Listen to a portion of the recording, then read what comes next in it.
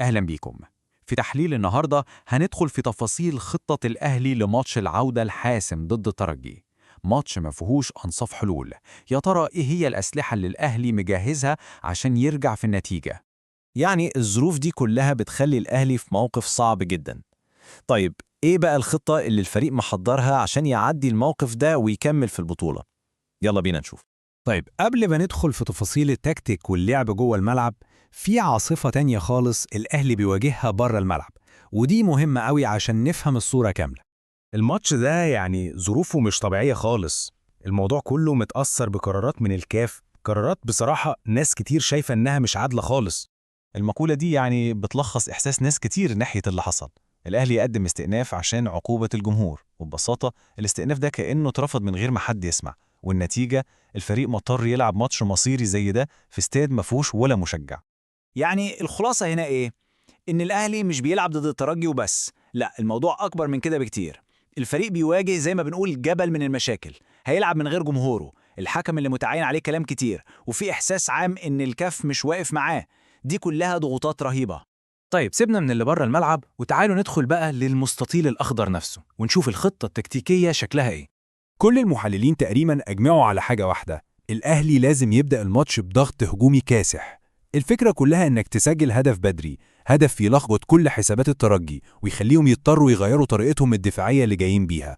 فهو الترجي متوقع جدا إنه هيجي يقفل دفاعاته تماما، يعني هيلعبوا بخطة دفاعية بحتة، عاملين زي الحصن كده، ومركزين على خط وسط قوي عشان يمتصوا أي ضغط، ومستنيين أي فرصة لهجمة مرتدة سريعة تخطف الماتش.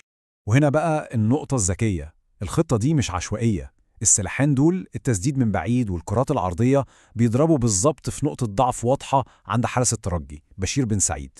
معروف عنه إنه بيلاقي صعوبة كبيرة في التعامل مع الكرة اللي من بعيد والعرضيات المتقرة. بس طبعا التفكير مش هجومي بس، لا، الجهاز الفني مركز قوي على نقطة تانية، وهي الهجمات المرتدة بتاعة الترجي.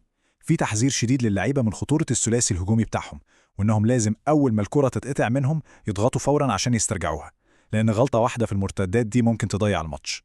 طيب، أي خطة في الدنيا مهما كانت عبقرية بتعتمد على اللعيبة اللي في الملعب، فتعالوا نبص على الأسلحة اللي الأهلي هيعتمد عليها عشان ينفذ الخطة دي.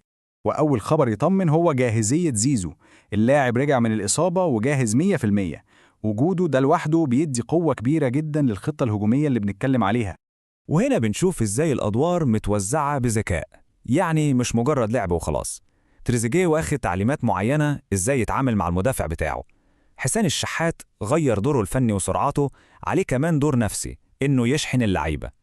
ومحمد شريف متربي على الدكة عشان يكون ورقة رابحة في أي وقت.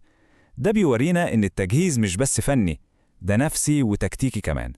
وزي ما التكتيك مهم، في ماتشات زي دي الحرب النفسية ممكن تكون أهم كمان. الضغط كبير جدا، واللي هيقدر يسيطر على أعصابه هو اللي هيكسب. وهنا بيجي دور الشغل اللي بره الخطوط. اللعيبة الكبار في الفريق بيعملوا جلسات مع زمايلهم عشان يرفعوا من روحهم المعنوية.